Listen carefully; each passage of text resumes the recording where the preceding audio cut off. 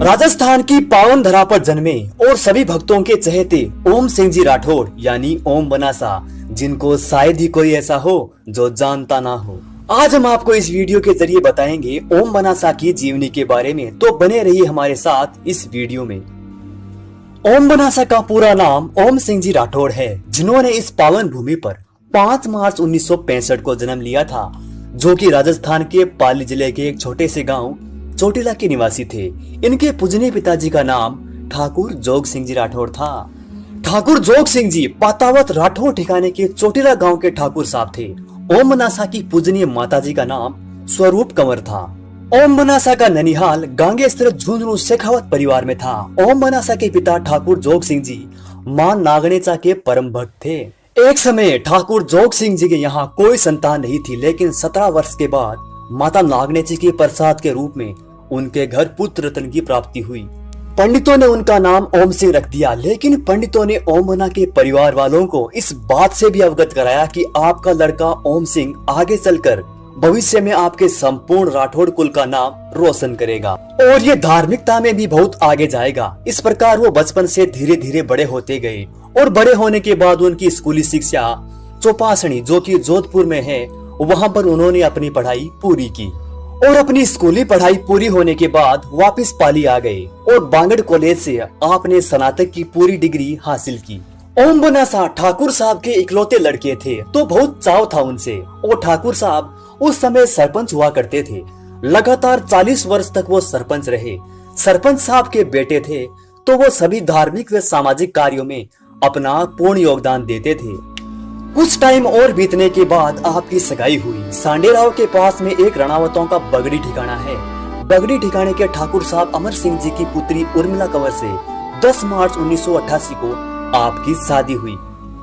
शादी के 9 महीने बाद 2 दिसंबर को पाली गए थे और पाली से वापस आ रहे थे, तो सामने एक ट्रक आ रहा था। उस ट्रक की फोकस लाइट आप पर पड़ गई, तो आपने सोचा कि ये ट्रक निकल जाए, मैं फिर जाता हूँ। फिर उन्होंने जैसे ही मोड़ पर बुलेट मोटरसाइकिल आगे चलाकर ले जाने की कोशिश की, मोटरसाइकिल का संतुलन बिगड़ गया और मोटरसाइकिल एक जाल के पेड़ से जा टकराई और आपका वहीं पर देहांत हो गया। देवलोक गमन के बाद ओम बना के यहाँ पुत्र रत्न की प्राप्ति हुई, जिनका नाम महापराक्रम सिंह राठौड़ है। महापराक्रम सिंह जी भी अपने पिता के नक्शे कदमों पर चले जा रहे हैं। वो भी वैसे ही सभी धार्मिक व सामाजिक कार्यक्रमों में भाग लेते हैं, जैसे कि उनके पिताजी लिया करते थे। ओम बनासा कितने चमत्कारी हैं, ये आपको बताने की जरूरत नहीं है। अगर आपको उनके चमत्कारों के बारे में जानना ही है, तो हमारा एक वीडियो YouTube पर उपलब्ध है। चलिए ओम बनासा का ये बचपन का किस्सा आपको बताते हैं। चौपासनी स्कूल में जब आप पढ़ा करते थे, तो आप बेहद ही नटखट स्वभाव के थे। एक दिन जब वो स्कूल में थे, तो उनकी मैथ की क्लास थी, तो उन्होंने सोचा कि आज बंक मार देते हैं, क्लास से भाग जाते हैं। ये सोचकर वो अपने हॉस्टल आ गए, क्योंकि वो उन दिनों हॉस्टल में ही रहा करते थे और वो हॉस्टल में आकर सो गए। लेकिन फिर हुआ यूं कि उनके एक क्लासमेट ने टीचर को जाकर उनकी शिकायत कर दी कि ओम बना तो क्लास से भाग गए हैं। तो टीचर ने तुरंत ही एक चपरासी को ओम सिंह जी को लाने के लिए उनके हॉस्टल भेज दिया। फिर उनकी टीचर क्लास में आती है और अल्फाबेट के हिसाब से हाजिरी लेती है। जब वो हाजिरी लेना स्टार्ट करती है, तो ओम बना का नाम शुरू के 3-4 लड़कों को छोड़कर आ जाता था। जब टीचर ने हाजिरी लेने के लिए कहा ओम सिंह राठौड़, तो पीछे से आवाज आती है प्रेजेंट सर। तो वो लड़का जिसने शिकायत की थी और वो चपरासी जो देखने गया था, दोनों उसी समय हक्के बक्के रह जाते हैं।